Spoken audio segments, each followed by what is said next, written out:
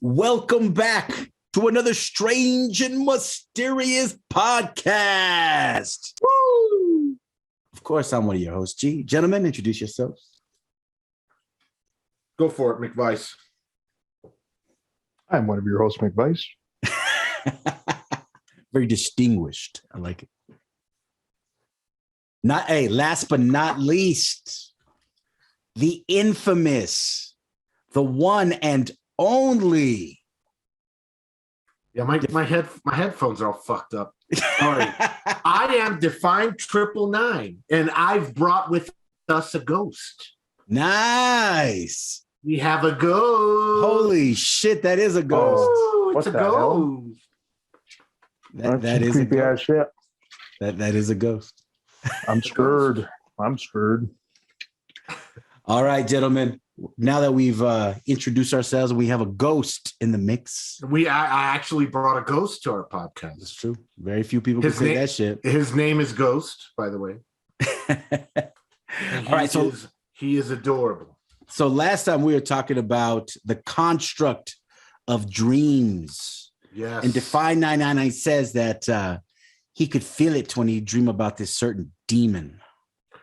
And I could feel it after I woke up, which was really fucking weird. Now, if we remember where we were at, I had mentioned that I thought that, I thought that it was just kind of the leftovers of the dream, that kind of dreamscape that was bleeding into my waking world. But if something can bleed over, does that mean it's not real? See, that's where we get into those head fucks. Mm-hmm. Is, if you experienced it, even if it's in a dream, someone who was strictly came from a scientific perspective would say, we don't know exactly what causes dreams or what dreams are, but scientists believe that it is like the brain defragging itself when it's asleep. Mm-hmm. Okay. But that's the scientific reality and their belief. I think the truth is like so often happens in the world. I think the truth lies somewhere in the middle. In the middle. Mm-hmm. I tend to agree with that, but I think there's more to it. Okay. Well, absolutely, man. Because both of you are aware of Nikola Tesla, right? Mm-hmm. Yeah. So we all think of Nikola Tesla as this genius and everything. Nikola Tesla admitted he got all of his ideas from the dream state. Mm-hmm. They all came to him in the dream state, like all the inventions, everything. He remembered it so he could use it in the real world, Mm-hmm. Yeah. So if all that stuff happened in the dream state and turned into real life inventions, then what is the dream state, man? Mm-hmm. And Yeah. we've all had dreams that were so vivid, so realistic. Like I've had a dream where I had this like beautiful fucking wife. It was just a great dream. It felt real. I mean, what is that, man? Mm-hmm. Yeah, science is going to try to search your brain, blah, blah, blah. Like, I don't know about that, man. Because whether it's a good dream or a nightmare, they can feel very realistic. And like I said, if Nikola Tesla was able to go into the dream state, come back with real world inventions, then what really is the dream state, man? Yeah. I don't think science has the answer, Yes. I really don't. Yes. Sleep is kind of an interesting thing because, that is used almost like mirrors in a way where it's a portal, right, to another side, to another dimension, another, whatever you want to call it, right? Another plane of existence. But it's hard because we're dealing with chemicals, right? There was a good study done at UNM about ayahuasca. Are you guys familiar with ayahuasca? Mm-hmm. Yep. Well, there's a documentary. DMT. There you go, DMT. There's a documentary that talks about it on YouTube, and it's called The Miracle Molecule. And it goes through the patients, and they were basically testing the effects of ayahuasca and DMT, right? And the scientists there at UNM, University of New Mexico, for people that don't know what that is, they were actually studying the effects. One of the things that kept coming up, though, which was really interesting, was they would see these kind of like enlightened beings, right? And for the ayahuasca trip, it was only maybe 5 to 10 minutes, right, of an intense dreamlike state. But they kept meeting these beings that would ask them questions, show them around the dream world, So I don't know. I don't know if it's actually a plane of existence. I don't know if it's the chemicals inducing that, as far as that's the catalyst to this other dimension, because every great civilization has had some sort of like psychotropic, right, to get them to these higher states of thinking. Yep. And so maybe that's why they're here, right? Maybe that's why the earth has planted them, to show man that, hey, it's just not the physical realm, but there's also like a dream realm out there that's, just as viable, because, we know that some people that die in their dreams, can die in real life, right? People can have anxiety attacks so bad that they can actually die. So I don't know. That's a hard question, right? Yeah, it makes it real. And, some would say that the psychotropics like DMT, like psilocybin, like any LSD, pick them, can do these things where they induce wakeful dream states. Yeah. Reality around you tends to vibrate, I guess is the best way I can put it. When it starts to vibrate, and they say that all physical things, matter, knock, knock, knock, are all vibrating at different frequencies. But the world all around me was vibrating. And I was looking at a big screen TV where we had just been watching something and we had turned it off. And I was concentrating on this, because we had in those days, we had VHS tapes, right? Back in the old school days. Yeah, this is old school. We had some VHS tapes up on the top of the TV, stacked like boom, boom, boom, right? Not even stacked up, stacked on their side, like boom, boom, boom, boom. And I swear that as I was looking, the top VHS tape just went like this and flew into the hallway. And when it happened, I went, oh my God, I'm fucking tripping. And it was so weird because I looked at everyone around me and said, did you guys just see that? And they were all like involved in whatever they're doing. No one saw it but me. So I said, I'm going to stand up. And as I walk over there, this VHS tape is going to somehow miraculously appear. And this just sudden movement of it is just going to be, it was in my head. And there are times when you when you will hear or see things that aren't there, meaning the reality test. If you go back to it, you'll go, yeah, that's not there, right? So anyway, I get up and I start walking, and we were having this big party in my parents' house. So I was being a very bad kid. But anyway, as I walked and I didn't see the VHS tape, so I was like, well, maybe the VHS tape wasn't ever really there. I turned into the hallway that VHS tape flew, and it was, I swear to you, it was on the ground. I walked over to it, I picked it up, and I set it back onto the top stack. Interesting. And the reason why I bring this up is I want to, again, get us back to the prior conversation where we were talking a little bit about how a paranormal encounter isn't you as a static being that something is happening to you. You're just simply being there to view it. You are engaging, and it could be a part of you, like we were talking about, right?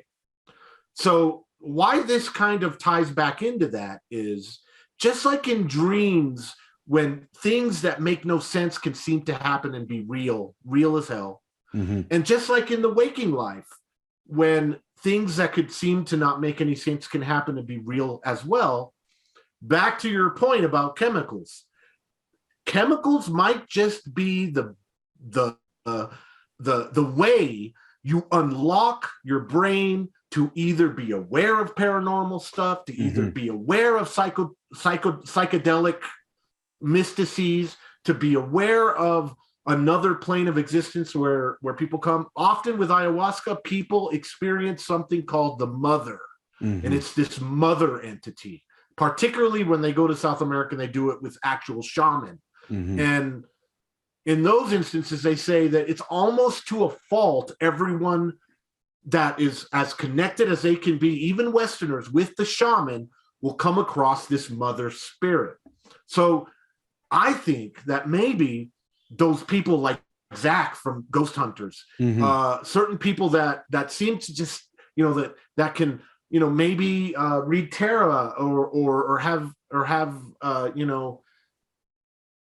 psychic abilities. Mm-hmm. Maybe their brains are just chemically wired a bit different.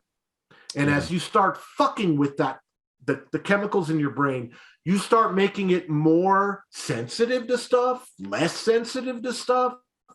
There's still a whole lot out there that I think science has not fully come to terms with, either by dreams, either by psychedelics, either by any of that stuff. Mm-hmm. So either something moved that VHS tape or I moved that fucking VHS tape. Yeah. There's a connection between the dream state and people that pass away, right? Because before they pass away, a lot of people report that they start seeing, people that have died from the past come visit them. Yeah, that's true. They'll talk to loved ones before they go, right? Yeah. And so again, what is that state? What is the state that is dreamlike, that is near death experience? Are we supposed to know? Are we not supposed to know? And then you have another aspect too, which is like people that can leave their bodies. Oh yeah. Right. Mm-hmm. One of the most famous cases of that happening was a blind lady. She was having surgery, and she said that through her testimony, she lifted up out of her body and could hear and see, which she couldn't see anything, right? Was she born blind? She was born blind. So she wouldn't have known what looking at something would have been at all. No, not at all. But she said that she floated up above her body and saw the doctors working on her and laughing, right? And talking about certain things about their life or whatever. See, that's right? Fucking crazy. Yeah. And so she described what she had seen. I don't know. That's a hard thing, What do you think, McVice, about that people that can get out of their bodies and experience that kind of dreamlike state? I mean, I think it's pretty interesting. Like if you're talking about, are you talking about out of body experiences, or are you talking about astral projection? That could probably fit into, could be both. Similar, I think right? It could be either. Okay. So I mean, out of body experiences, I've heard, they happen to people and they sound pretty interesting. But when you talk about astral projecting, that's people intentionally trying to leave their body. Yeah. And to me, those people are playing with danger, I don't think you're meant to be, intentionally leaving your body, like disconnected. Yeah. Yeah. Like the people who are in a near-death experience and they experience it, that's a completely different thing. It just came to them. But the people who are playing around and dicking around with astral projection, that's a whole different story. Because, if you go to YouTube, there are channels out there where, people talk about this stuff and like, yeah, man, I was astral projecting the other day. Like, I don't know if you're supposed to be leaving your body like that, man, because you're playing around with stuff that's beyond us, Well, like, it ties into everything we've just been talking about. Well, going to the ethereal realm and other dimensions and all this shit. What happens if you get stuck outside of your body and you can't get back in? Yeah. Now you're fucked. alive and conscious somewhere else that we can't see. You know what I mean? Like, hopefully that's what happens when we die. And No, I was going to say, and there's evidence to back up certain claims of this, because you look at the military, right? Project Jedi. Oh, yeah. Right? Project Jedi, which were doing some of that stuff, right? It's a real thing. Yeah. And there was a guy that was real good at it, too. Mm-hmm. Yeah. Oh, dude. Or you know what? Go ahead, McVice. Sorry. I was going to say there are plenty of books on how to do it. Plenty of teachers out there who will teach you how to do this. As a matter of fact, Years ago, I even bought a book on that shit. I never read it. Yeah. I almost went down that new age fucking path with crystals and the little Yeah. stones, and you go, should I go to work today? bro. Go move forward for yes, backward for no, and then you're like, go backward, bitch. Yeah. But go on, define. No, what I was gonna say was they think that there might, because I've read stuff on this before too. They think there might even be historical precedent. So, for instance, the Nazca lines. Archaeologists and scientists have always wondered, how in the hell did the ancient people down there in South America that made those Nazca lines that are hummingbirds and monkeys and all these cool geometric shapes, but you can only see them when you're at like 10,000 feet or something? They're saying it's impossible. There would have been no way for them to do these very detailed structures. And they say that some people believe that it was related to a remote viewing or, astral projection, leaving of your body or astral projection. Think of it like a shaman there under some kind of heavy duty drugs that somehow was able to propel them some skyward and then communicate to people, okay, he's got to go 500 feet that way. Then, basically drawing it from sight above without airplanes, without anything. And they did it maybe out of pure paranormal or what we, and I have issue with the word paranormal too. It's like, just because we don't have, instruments that can detect it, or, like in science, you got to be able to do something over and over and get the same result. Yeah. Or we don't have the ability to, keep getting the same result, whatever it might be, telekinesis, psychic stuff, whatever, remote viewing. Doesn't mean that it isn't a part of our reality. We just, we're an ant in the middle of a big highway, but all they know is that there's this beautiful median that's, it's been a paradise for them or whatever. They don't realize they're in the middle of like I-25 in Albuquerque or someplace. Yeah, another thing that's interesting, right, is the effect of the mind on the actual physical reality. And I'll give you a kind of experience I had when I was a kid. When I was probably about 6 years old or so, I used to have warts on my thumb and my knee. And being from northern New Mexico, we say, se ponen trementina. For all those that don't speak Spanish, trementina is a type of sap from the pine trees, right? And they would use it for all kinds of healing and all kinds of stuff. But anyways, so, of course, we tried that first. Didn't work. Tried the wart removal for me. That really didn't have that great of a success. But one day, my father told me something that really kind of started me on my journey about how important the mind is to the physical world. And that was, he told me, he said, Mijito, tell your warts to go away. And, when I first heard, I was like, Dad, what are you talking about? Like, have you had one too many beers? I didn't know they knew English. Right? Like, you have too many beers? What the hell's going on? But he told me, he said, no, look, every night before you go to bed, tell your warts to go away. So I was like, well, screw it. We tried everything else, right? Might as well try this. Well, damn, after about a month and a half, those damn things went away, right? Really? Which is a real trip. Yeah, they went away. It's a true story. And that was my first dealing of how the mind can affect the body, right? Now we talked about, the chemicals being induced. We talk about your mental mind state of what you could do and what you could see, right? We had an uncle that used to do some remote viewing. Do you remember that? Uncle Leroy? Uncle Leroy actually used to do that. Yeah, I remember him. Yeah, you're like, I know. Yeah, no, I'm joking, man. Yeah, so our uncle used to actually do remote viewing. Yeah, ask him about it. And he said, of course, there are people that were better, but he says that he could do some of that. I think one important experiment that shows what the power of the mind can have on things, specifically water, right? In this case, in Japan, they did an experiment.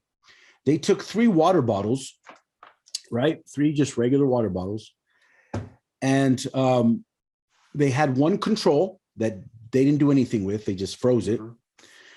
And then they did another one where they just yelled at it and was angry at it and, did all through it and all kinds of stuff and projected negative energy on it and froze it. Right. And then they got the water bottle, the other one, and they started to say all kinds of, nice things to it, polite to it, projecting positive energy. The hottest water I've ever seen. Right, exactly. You're like the sexiest water bottle. Oh my God, you're so beautiful. You're beyond, right? You're the wettest of them all. Right? I'll joke it. McVice is taking something else from this experiment. He's like, were the Japanese girls 5'2"? Yeah, he's seeing a geisha girl in his mind. Water is supposed to be wet. How did the scientists look? That's the compliment. Like, you're just really wet. Slippery. Yeah. So anyways, they cut the first one, right? That they didn't do anything with. The crystals were normal, nothing, strange. Oh, I've heard about this. Right? Yeah. The next one that they did was the negative one, right? The one they were yelling at it and stuff like that. And all the crystals were turned and bent and, twisted. It's like, okay. So then they got the one that they, were giving appreciation to and love to. And those crystals were big and shiny, right? And the question is, how does that happen? How is that relationship between our voice, our intentions, our energy, our mental capacity affect the physical realm of water molecules, right? Because what are we made out of? Water, something mostly like water. 90 something percent. I think it's water. 70 some percent 70% water, right?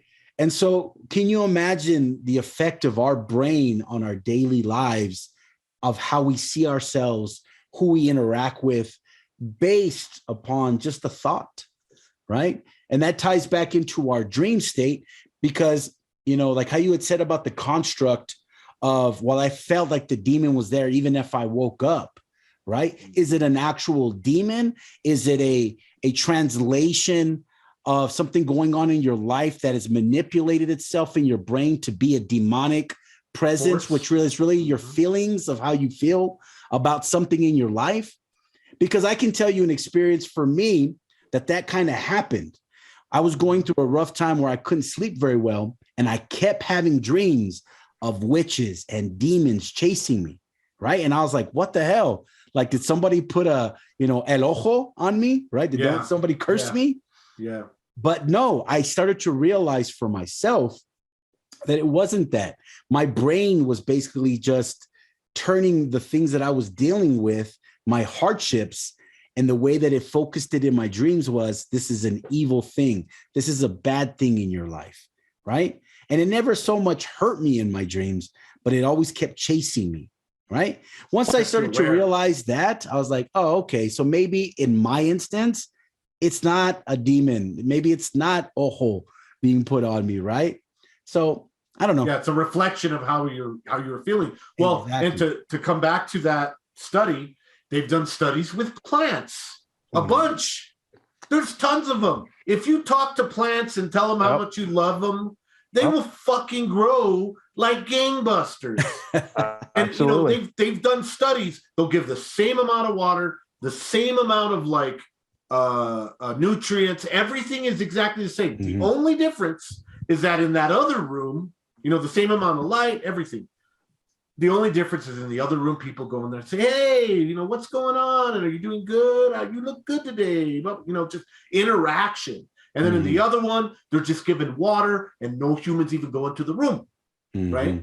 And those plants that have the interaction always grow better. Yeah. Or if it's a tomato plant, has more tomatoes, or if it's, a plant that's supposed to grow as high as it can in a certain amount of time, always grows higher.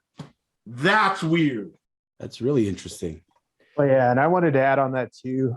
Both your guys' points, the one about water and the one about plants. Supposedly, if you talk to your plants, because they're living beings, they're just not, they're not like mammals and human beings, right? But they are living entities. So suppose you say hi to them and talk to them, they'll like interact with you, like maybe they'll wave kind of.